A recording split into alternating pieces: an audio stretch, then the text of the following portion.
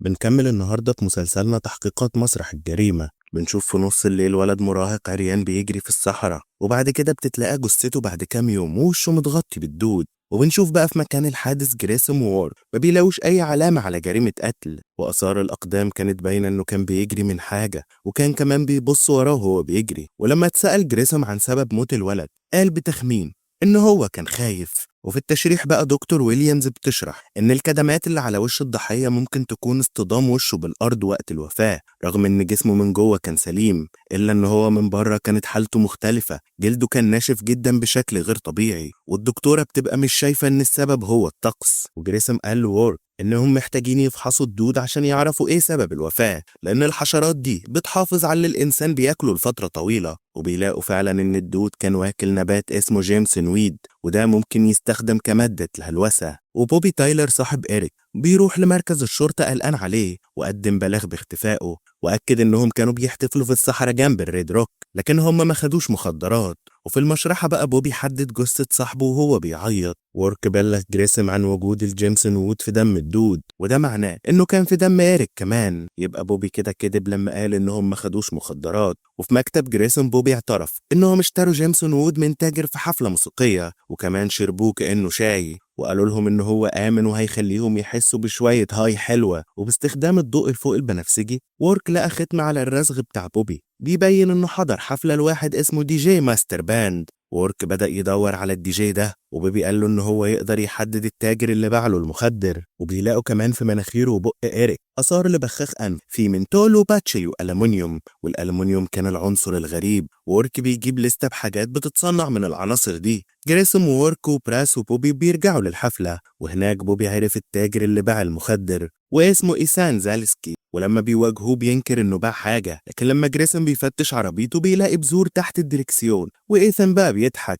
وقال له إن هو حتى لو اتقبض عليه هيكون راجع للحفلة قبل ما تخلص، لكن جريسوم قال له إن هو هيحاسبه على جريمة قتل. وفي المشرحة جريسوم بيفترض إن إيريك شرب الجزء السام جدا من الشاي، وده اللي كان مليان بالبذور. وويليامز أكدت بعد ما سحبت بذور من أمعائه، لكن ما قدروش يثبتوا إن البذور دي هي نفس اللي في عربية إيثان. وبالإضافة إن جريج بيقول إن نسبة السموم في البذور دي مش كفاية إنها تقتل. وجريسوم وورك بقى بيرجعوا لنقطة الصفر، ولما بيخرج إيثان بيفضل يسخر منهم، وهم قالوا له إن هو راجع لهم في وقت قريب. وجريسوم بقى بيقعد مع بوبي وقال له إن الشاي ما كانش قوي كفاية يقتل صاحبه، لكن وقت الكلام ده بوبي بيبدأ يهرش في دراعه زي ما كان بيعمل قبل كده، وقال لجريسم إن هو لدغه عنكبوت. لكن لما جريسم شافها اتوتر وقال له إن دي مش لدغة حشرة. وجريسم بقى هنا بيقول لويليامز إن هو يعتقد إن العلامة دي عضة إنسان. وورك دخل وقال إن تحليلات منتجات الألمنيوم طلع إنها ألعاب نارية. وجريسم هنا بيقول بجدية إن بوبي بيشتغل في مصنع ألعاب نارية، وطلب من ويليامز تاخد قالب من سنان إيريك عشان يقدر يقارنها بعضة بوبي.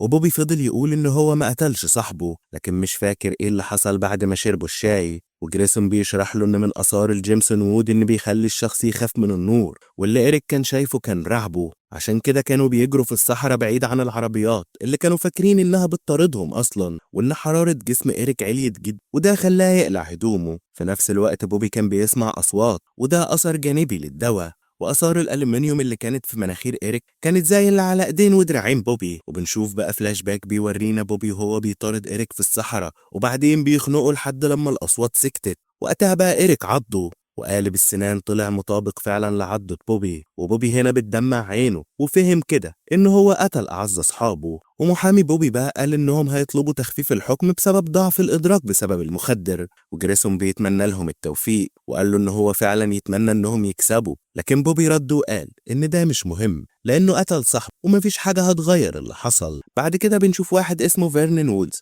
وده عميد مدرسة فريم، وبيلاقوه مقتول في مكتبه، واللي بلغت عن الحادثة هي مؤسسة المدرسة. وكاثرين ونيك بيروحوا المكان الحادث وقالوا لهم إن الضحية عنده إصابات عنيفة متكررة في الرأس، وبيلاقوا آثار دم على الحيطة وسلاح الجريمة جنب الجثة، والمشتبه فيها كيت أرمسترونج قالت إن فيرنون هاجمها وإنها قتلته دفاع عن النفس. وبره المكتب بقى كاثرين كلمت كيت واللي قالت لها إنها ضربته ضربة واحدة لما حاول يتحرش بيها، ونفت كمان وجود أي علاقة بينهم، وقالت إنه كان شاطر في جمع التبرعات عشان كده وظفوه. لكن كاثرين لاحظت إن نمط الدم بيوضح إن فيرنون اترفعت عليه الضربات أكتر من مرة، فكيت بقى بتغير روايتها، ونيك بيفحص المكتب ولقى ان فيرنون اتضرب 3 مرات، منهم مرتين وهو واقع على الارض، وكان فيه رش دم على الشباك، وان كمان فراغ بقعة الدم على الحيطة. ده بيدل على وجود حد تاني واقف في الطريق، يبقى كيت كده كسبت وكان في حد معاها. واعترفت بقى كيت في الآخر إن جوليا إيستمان عضو في هيئة التدريس كانت موجودة. وتحت التحقيق بقى جوليا قالت إنها وكيت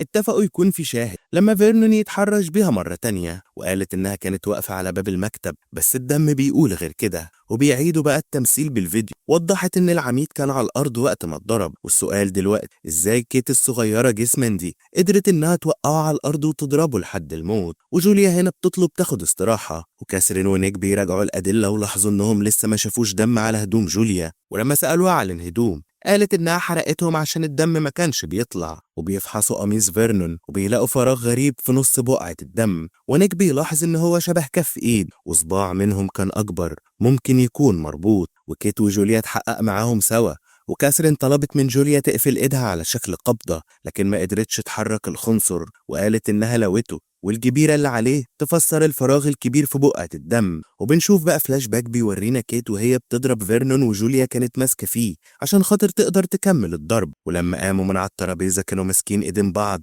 ومش عايزين يسيبوا بعض. وكاثرين بقى اتفرجت عليهم وقررت بقى ان التحقيق كده لسه مخلص، هما لسه مش عارفين ليه عملوا كده. سجلات كيت المالية كانت بتوضح إنها كانت بتكتب شيكات كبيرة لفيرنون، وكاثرين بقى خمنت إنها كانت بتدفع له عشان يسكت. ولما سألوها اعترفت إن هي وجوليا في علاقة غير سوية، وكانت بتدفع له عشان ما يفضحهمش، لكن قرروا يعيشوا حياتهم بوضوح. وفيرنون بقى هددهم إنه هيقول للناس إنهم اتظبطوا في المدرسة. ولما قام يتصل كيت ضربته، وبعد كده هما الاتنين كملوا عليه. وكيت قالت إنهم ما كانوش هيقدروا يعيشوا بعد إشاعة زي دي، لأن المدرسة دي هي حياتهم كلها. وكاثرين ونيك كانوا بيتفرجوا على التحقيق وبيقولوا إن ده كان موقف خسران من كل الجوانب. بعد كده بنشوف سارة راحت مكان فيه جثة ست موجودة في كيس بلاستيك واترمت في الزبالة، والجثة متغطية بطبقة لزجة، واتضح إن المادة دي اسمها بيوتين أرتيال، ودي بتستخدمها في عملية التحنيط.